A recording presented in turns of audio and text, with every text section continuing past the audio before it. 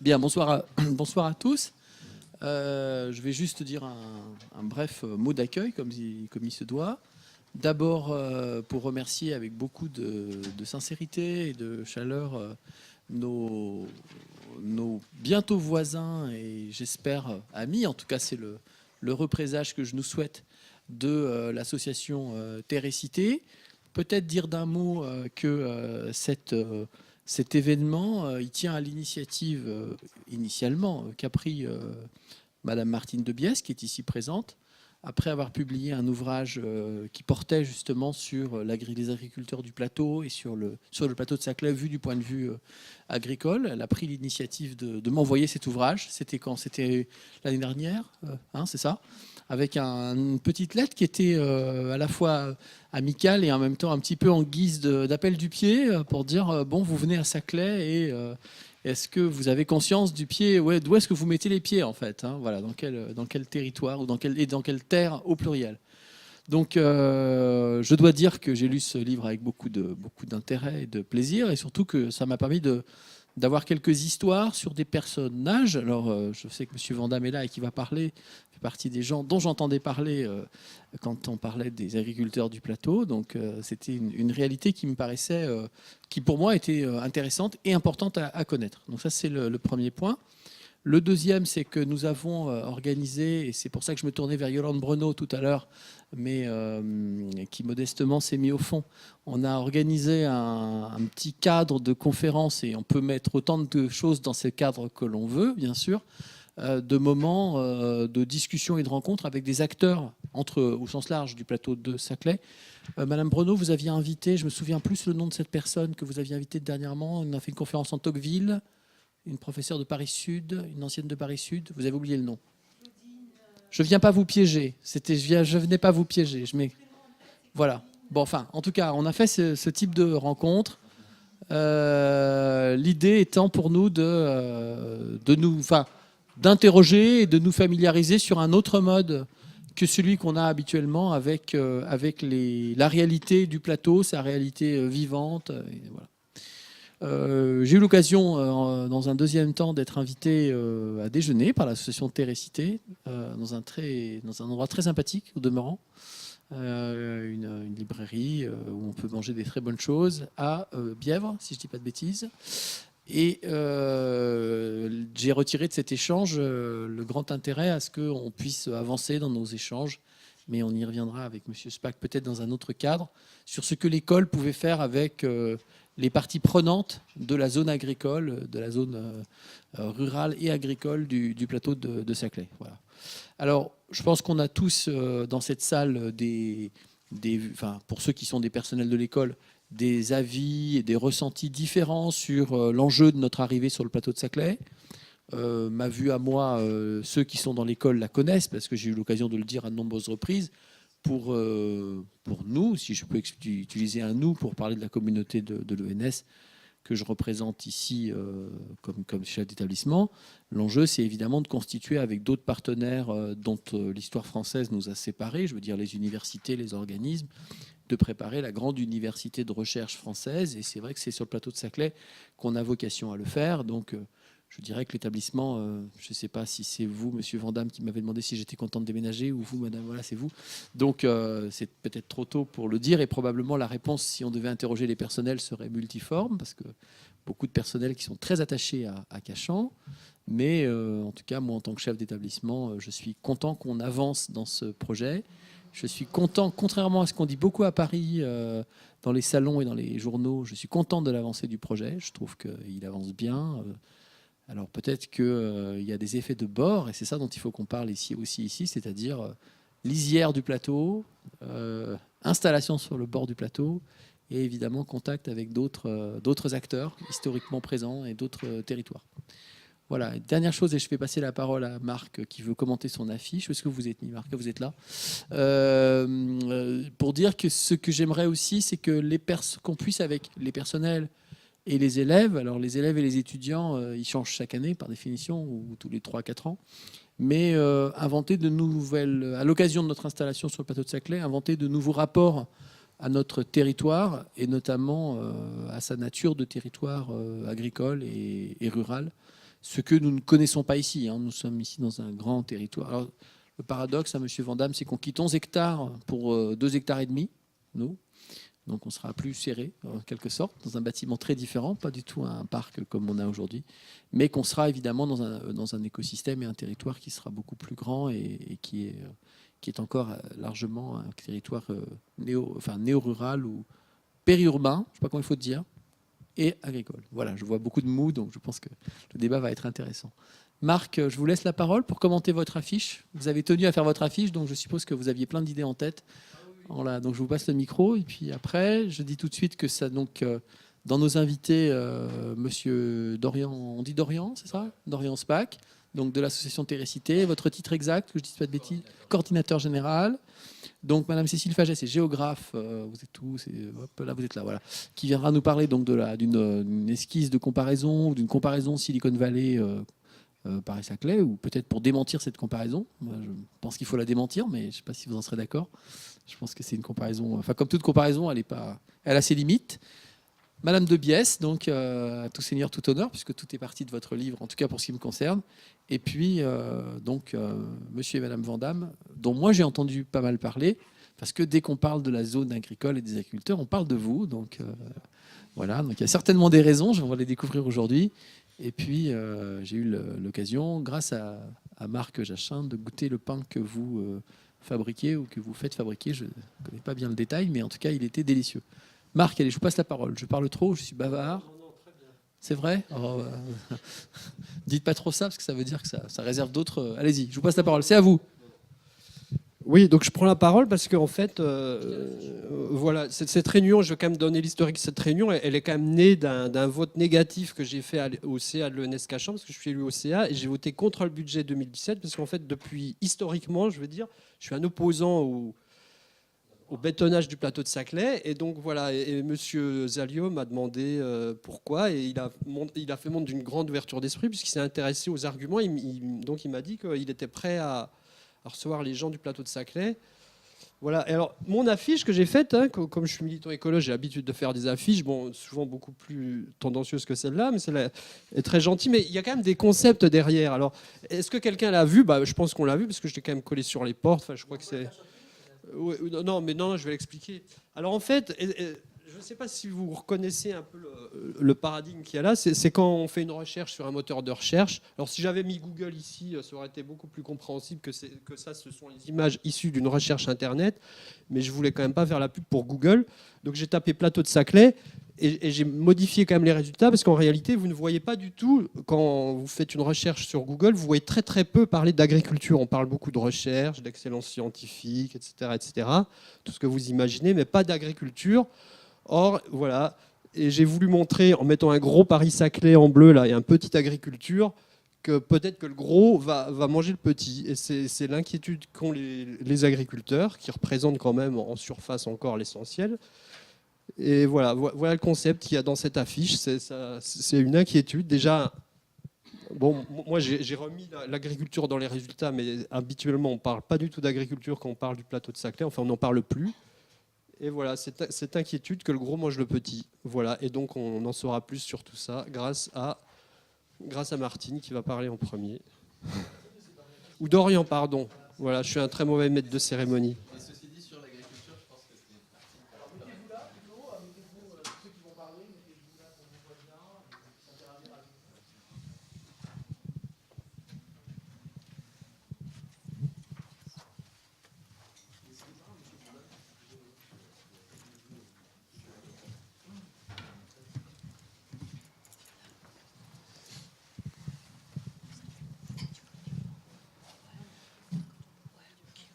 Voilà, alors aujourd'hui on a la chance d'avoir parmi nous Martine qui a rencontré, qui a travaillé, c'est un travail de fond avec beaucoup d'agriculteurs, et Christiana qui est agricultrice, et Manu.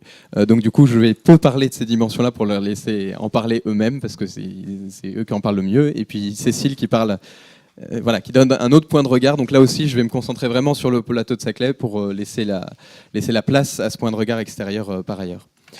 La première chose par rapport aux espaces agricoles et naturels du plateau de Saclay, c'est qu'ils constituent, et ça c'est quelque chose d'assez communément admis maintenant sur les questions d'aménagement de manière générale, une ressource à préserver.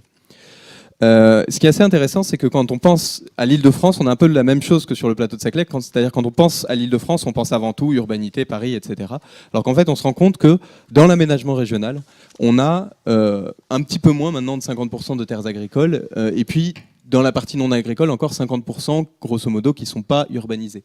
Donc on a vraiment une proportion importante d'espaces naturels, d'espaces agricoles en région Île-de-France dans son ensemble. Ce qui est assez intéressant, c'est que cette proportion, on va la retrouver quasiment dans des proportions identiques sur le plateau de Saclay. On a grosso modo 50% d'espaces agricoles et des espaces naturels, etc. Donc on a sur le plateau de Saclay quelque chose qui est assez proche en fait des dynamiques qu'on a sur l'ensemble de la région Île-de-France, avec l'autre particularité, l'autre point de similitude, qui est qu'en termes de typologie agricole, là aussi on retrouve quelque chose d'assez proche, puisqu'en Île-de-France, on a aujourd'hui principalement des cultures céréalières, pour deux raisons. C'est d'une part que les politiques agricoles qui ont été mises en place après la Seconde Guerre mondiale n'étaient pas très favorables au secteur maraîcher, etc. Et du coup, c'est des filières qui sont, l'élevage, et c'est des filières qui sont assez sinistrées aujourd'hui. La deuxième chose, c'est que l'urbanisation et l'extension de la métropole parisienne s'est fait avant tout sur la première couronne et la seconde, qui était la ceinture verte parisienne et qui s'est du coup retrouvée grignotée et s'est retrouvée déstructurée au fil du temps. Et maintenant, les dynamiques d'urbanisation du coup arrivent sur plutôt la grande couronne, qui est la partie de l'agglomération qui était historiquement cultivée en grande culture. On va parler du plateau de Saclay, mais ça c'est juste un point d'éclairage pour vous dire qu'on n'est pas tout seul. Il y a aujourd'hui une dizaine de territoires autour de Paris. Vous voyez qu'on est dans des ordres d'éloignement de Paris qui sont à peu près similaires, le plateau de Saclay étant un des territoires qui est les plus proches. Il y a une dizaine de territoires qui font face à des contraintes identiques, c'est-à-dire sur lesquelles on a en même temps des petites régions agricoles qui sont fonctionnelles, dynamiques, etc. Et en même temps, on a des dynamiques urbaines qui sont assez fortes, assez prégnantes, et qui du coup posent cette question de comment on traite justement cette superposition de dynamique urbaine et de dynamique agricole, avec, et ça c'est assez intéressant à voir, des sujets assez récurrents qui sont amenés à émerger sur ces territoires-là. On va être amené à en parler. Ce qui est assez particulier de ces territoires-là, c'est qu'on a une interpénétration en fait, des différents acteurs qui sont amenés à intervenir, qui est très forte, avec différents référentiels. Notamment, voilà, on ne parle pas du tout du territoire de la même manière quand on se réfère à des opérations d'aménagement, quand on se base sur le code civil et sur le code de l'urbanisme, que les acteurs qui sont installés, qui ont une logique plutôt rurale, les agriculteurs notamment, qui réfléchissent, eux, dans leurs projets, etc., sur les rythmes de l'agriculture et sur la base du code rural. Donc on a des différences de compréhension justement entre ces catégories d'acteurs et des différentes temporalités, etc., qui sont assez intéressantes. Sur le plateau de Saclay maintenant, donc on est un plateau, hein. Il y a deux vallées qui bordent le plateau de Saclay avec un plateau. C'est un plateau qui est très particulier parce qu'on a une centaine de mètres de sable et grès de Fontainebleau, puis au-dessus on a une couche d'argile imperméable qui fait que pendant très longtemps le plateau a été un marécage où pas grand-chose pouvait pousser, qui était assez propice aux épidémies, etc. Et avec le vent, ces centaines de milliers de dernières années se sont déposés des limons qui constituent une terre extrêmement fertile. Je ne vais pas aller plus loin parce que sinon Manu va faire la grimace et il en parlera beaucoup mieux que moi de la qualité de ces terres-là. Mais on a des terres, je ne suis pas agronome de formation, donc on a des terres qui sont parmi les plus fertiles d'Europe aujourd'hui sur le plateau de Saclay. On dépasse très régulièrement les 100 quintaux à l'hectare. Pour ceux qui ont un peu de référence agronomique, c'est des rendements assez exceptionnels. Et puis on a des terres qui sont de cette excellente qualité, mais en plus de manière très homogène sur l'ensemble du territoire. Là, vous avez un petit aperçu de l'évolution de l'urbanisation sur les environs du plateau de Saclay. On voit apparaître sur cette slide, qui est au XVIIIe siècle, la première ville nouvelle francilienne. Est-ce que quelqu'un a une idée? Versailles. On part d'un village, le roi arrive et dit « je veux une ville ». Et donc on voit apparaître la ville nouvelle de Versailles qui est en haut, qui est encore pas très grande, mais qui va s'étendre. Et puis là, vous voyez le développement. Alors en 1860, désolé, le contraste est beaucoup moins bon, mais on voit que l'urbanisation s'est faite. La métropole parisienne a beaucoup gagné sur la première couronne, puis on voit que l'urbanisation se fait beaucoup sur les voies de circulation, en fait, le long des axes ferroviaires, donc dans les vallées. Et puis, entre 82 et 2008, là on voit que il y a eu toutes les grandes opérations d'aménagement, notamment le plan de l'ouvrier, etc., avec la ville nouvelle de Saint-Quentin qui s'est développée, la densification de Massy-Palaiseau, etc. Et le plateau de Saclay qui reste une aire en même temps quand même à dominante très largement agricole, et en même temps on voit bien que contrairement au plan précédent, là on commence à avoir un ensemble de petits points rouges qui viennent s'ajouter. Donc il y a une dynamique d'urbanisation quand même assez forte sur le territoire au début des années 2000.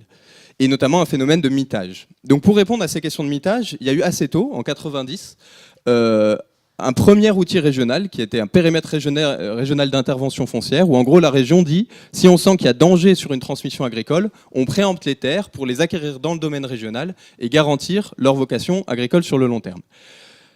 On s'est rendu compte, c'est un accord un peu à l'amiable entre les collectivités, on s'est rendu compte que cet accord à l'amiable, dans la pratique, c'était pas toujours suffisant pour vraiment s'assurer que les terres restent agricoles. Parce que quand on arrive sur des niveaux de pression, voilà, disons sensiblement supérieurs à ceux de l'échelle de la commune ou de la région, et bien du coup, cet accord à l'amiable, il peut parfois être dépassé. On en a eu un exemple assez récemment sur Châteaufort, dans le cadre de la préparation de la Ryder Cup 2018. Et donc du coup, tout ça, et la mobilisation très forte des acteurs citoyens, des agriculteurs, de certains élus sur ces questions-là, ça a amené à la création d'un autre outil de protection, qui est la zone de protection des espaces naturels, agricoles et forestiers, que vous avez sur la carte ici, qui est l'outil qui réglementairement est le plus fort qu'on peut faire en France aujourd'hui, c'est-à-dire que c'est directement rattaché à la loi et qu'il faut un décret interministériel en Conseil d'État pour changer 1 hectare de cette zone-là. Ceci dit, on sait aujourd'hui que, et l'expérience des parcs naturels, etc., a montré qu'il ne suffit pas de mettre sous cloche un territoire et de dire c'est préservé pour que le territoire soit effectivement préservé. Il y a vraiment un travail d'animation à faire pour que les choses puissent se maintenir sur le long terme. Et le diable se cachant souvent dans les détails, il faut définir comment c'est préservé. Il faut avoir une attention à ce que les choses soient vraiment maintenues dans le temps. Et du coup, sur l'aspect dynamique, on retrouve Terrecité. Donc Terrecité est née en 2001, enfin notamment avec d'autres acteurs, Terrecité est née en 2001 à l'initiative d'un certain nombre d'agriculteurs du plateau de Saclay qui sentaient en même temps qu'il y avait un potentiel dans le fait d'être directement au contact de bassins de population de centaines de milliers de personnes, et qui en même temps se posaient très clairement des questions sur leur avenir. Je ne crois pas déflorer quelque chose quand je dis que quand Manu a été interrogé à l'époque, il a dit nous c'est fini, on sait qu'on va disparaître et on va être amené à partir. Et en même temps une interrogation de se dire il y a peut-être quand même quelque chose à faire sur ce territoire-là. Et du coup il y a eu un audit patrimonial qui a été mené à l'époque. Il y a 122 acteurs du territoire qui ont été rencontrés. Et à la surprise un peu générale, sur les 122 acteurs du territoire interrogés, il y en a 120 qui ont conclu leurs entretiens en disant que pour eux, l'agriculture, c'était une dimension essentielle de ce territoire-là. Et ça, de ce qu'on m'en a dit, moi j'étais pas là à l'époque, mais de ce qu'on m'en a dit, ça a été quelque chose d'assez nouveau. Parce qu'à l'époque, tous les acteurs en place et les agriculteurs au premier plan étaient persuadés que c'était fini et que l'agriculture sur le plateau allait connaître le même destin que l'agriculture sur les villes nouvelles voisines et qu'elle allait disparaître.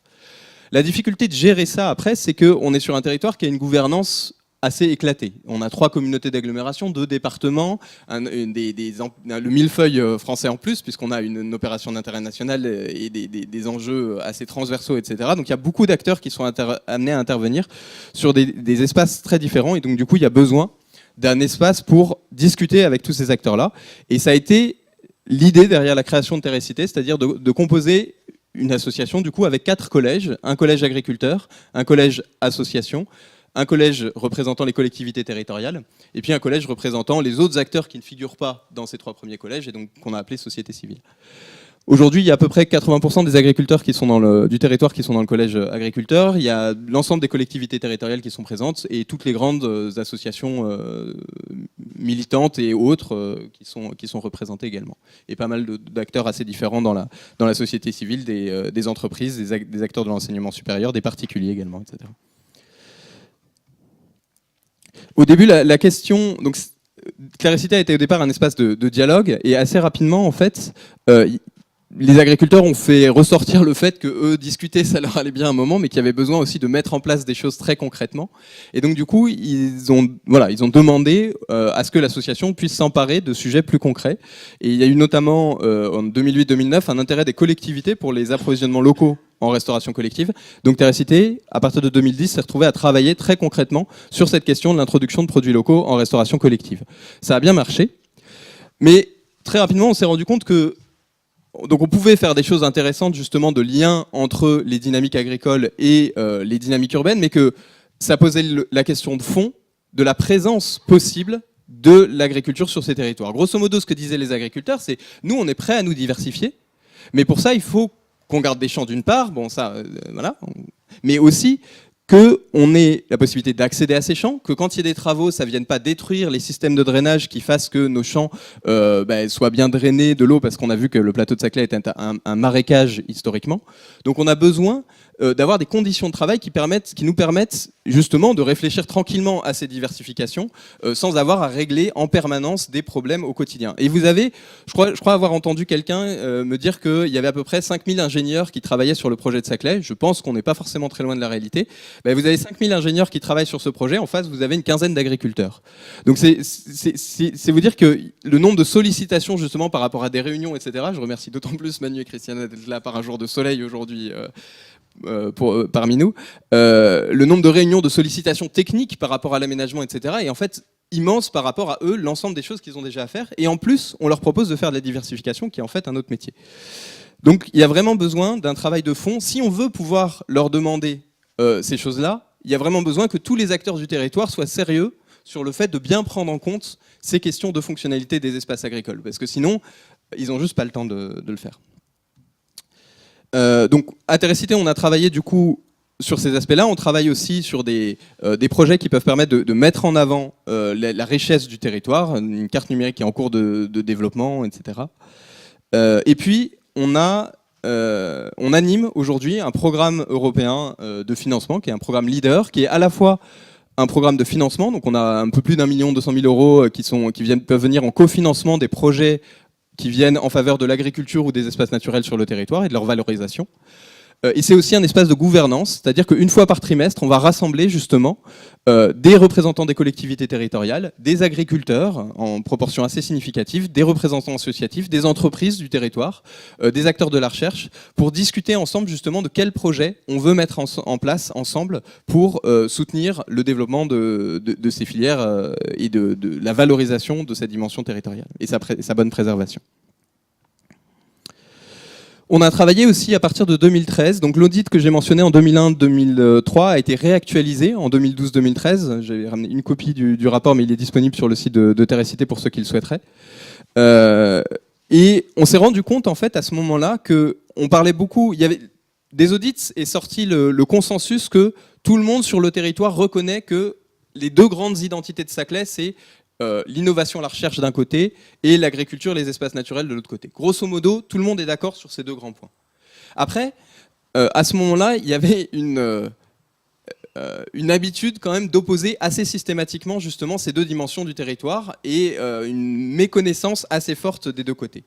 Ce qui a été intéressant de se rendre compte, c'est qu'au sein des acteurs de l'innovation, de la recherche, etc., il y a en fait beaucoup de gens qui travaillaient sur des thématiques qui étaient directement liées à l'activité des agriculteurs. L'Université de Paris-Sud est une des meilleures facs de France sur les questions de biodiversité, etc. On a plusieurs sites de l'INRA qui sont à proximité immédiate, qui travaillent sur les questions de matière organique. Il y a le LSCE qui travaille sur les questions de changement climatique, etc. Donc on a organisé en fait une mise en contact entre ces acteurs, et de ça sont ressortis plusieurs projets de recherche très appliqués sur le climat, sur le sol, sur la biodiversité, sur l'usage de matières organiques en agriculture. Quand on a vu cette diversité de projets se mettre en place, on s'est dit que c'était sans doute intéressant d'essayer d'articuler tout ça dans un cadre qui soit un petit peu cohérent, qui nous permette de suivre la manière dont ces différents sujets discutent entre eux, etc. Et aujourd'hui, on commence à avoir un nombre de projets de recherche dans des champs de recherche assez différents qui dressent vraiment un panorama assez du coup global des différentes dimensions de l'agro-écosystème du plateau de Saclay et qui permettent de travailler sur ces questions-là. Et on constate, ce qui est intéressant, c'est qu'à partir de ça, on constate un intérêt un peu nouveau, j'ai envie de dire, pour les questions de l'agriculture, et on a été notamment sollicité par le GIEC, et Valérie Masson-Delmotte, qui est vice-présidente du GIEC il y a quelques mois, pour essayer de travailler sur comment le GIEC pourrait compenser ses émissions de carbone sur le plateau de Saclay.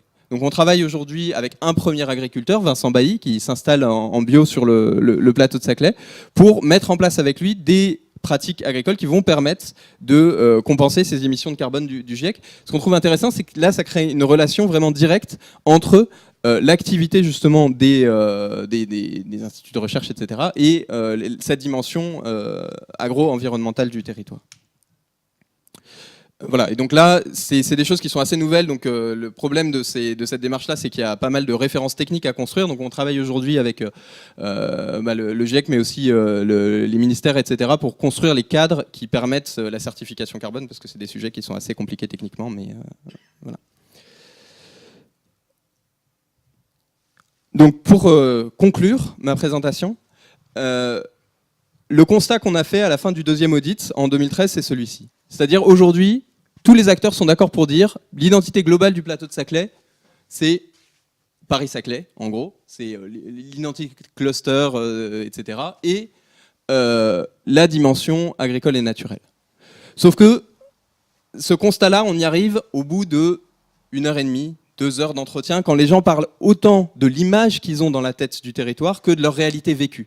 C'est-à-dire, les 5-10 premières minutes, ils vont parler de l'image qu'ils ont de Paris-Saclay à travers la communication, à travers la presse, etc., qui est beaucoup celle-ci. Et quand ils parlent de leur vécu sur le territoire, ils vont se mettre à parler de ça. Ils vont se mettre à parler du fait que, en arrivant au CEA, pour eux, c'est très important parce que quand ils arrivent sur le plateau de Saclay, ils peuvent voir le soleil se lever, le soleil se coucher. Ils vont parler du fait qu'ils peuvent aller, en sortant du travail, acheter leurs légumes à une des fermes qui a ouvert un point de vente en diversification. Ils vont parler du fait qu'avec leurs enfants, le week-end, ils vont à la ferme de Viltin. Et ça, c'est des choses qui sont vraiment importantes pour eux. Et il y a beaucoup d'acteurs, des entreprises qu'on n'attendait pas du tout sur ces sujets-là, qui nous disent que comme ils essayent de se placer sur un marché de l'emploi qui est mondialisé aujourd'hui, ils ont besoin d'avoir un territoire qui soit attractif. Et du coup, cette dimension agricole du territoire, elle est essentielle pour eux pour pouvoir justement attirer ce type de personnes sur le plateau de Saclay. Mais aujourd'hui, voilà, on a encore une vision de ces choses-là qui est encore très disproportionnée, disons, entre ces deux grandes dimensions du territoire. Donc il y a des outils qui commencent à se mettre en place. On a travaillé également sur une déclinaison du coup de la loi du Grand Paris, qui est le programme d'action pour la zone de protection des espaces naturels, agricoles et forestiers. Donc la zone de protection que je mentionnais tout à l'heure. L'idée, c'est justement de ne pas rester juste sur un zonage de protection, mais vraiment d'engager les acteurs concrètement dans une démarche. C'est quelque chose qui prend du temps, mais qui est en train de se monter. Et on espère à terme pouvoir vraiment avoir quelque chose où il y a une réelle prise en compte combinée de ces deux dimensions du territoire, parce qu'on est convaincu qu'aujourd'hui, un territoire qui se veut innovant ne peut pas être innovant s'il ne prend pas en compte vraiment profondément et de manière très concrète et très opérationnelle les dimensions agricoles, les dimensions naturelles dans l'articulation concrète des choses. Voilà.